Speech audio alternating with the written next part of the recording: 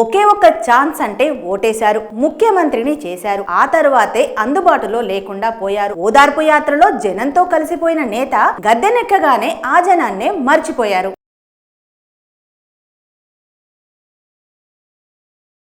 అధికారంలోకి వచ్చేదాకా ప్రజల చేతులు పట్టుకుని మరీ కష్టాలు విన్న మీరు ఆ తర్వాత 5 ఏళ్లు తాడేపల్లి ప్యాలెస్ నుంచే ప్రజాపాలన కొనసాగించారు. ఇప్పుడు ఓటు కోసం బయటికొచ్చి ఏవేవో మాట్లాడుతున్నారు. ఇదేనా ప్రజాస్వామ్యం అంటే? మరోవైపు మీరేమో మిమ్మల్ని చూసి ఓటేయండి అంటారు. ప్రజలు తమ సమస్యలు చెప్పుకోవడానికి ఎమ్మెల్యేల దగ్గరికి వెళితే మీరు జగన్ గారిని చూసి కదా ఓటేశారు, అక్కడికే వెళ్లి చెప్పుకోండి అంటారు. ఈసారి మళ్ళీ సిద్ధం అంటూ వస్తున్నారు. ఇప్పుడు ప్రజలు మిమ్మల్ని ఏమంటారో, ఎన్ని ప్రశ్నలు వేస్తారు. అయినా వేసేంత స్వేచ్ఛ వారికెక్కడిది. కానీ ప్రజలారా, ఇప్పుడే ఈ నెల రోజులే మీకున్న ప్రశ్నలు, కష్టాలు అన్ని మీ జగనన్నకు చెప్పుకోండి. ఎన్నికలైన తర్వాత 5 ఏళ్లు మళ్ళీ కనిపించకపోవచ్చు. జాగ్రత్త.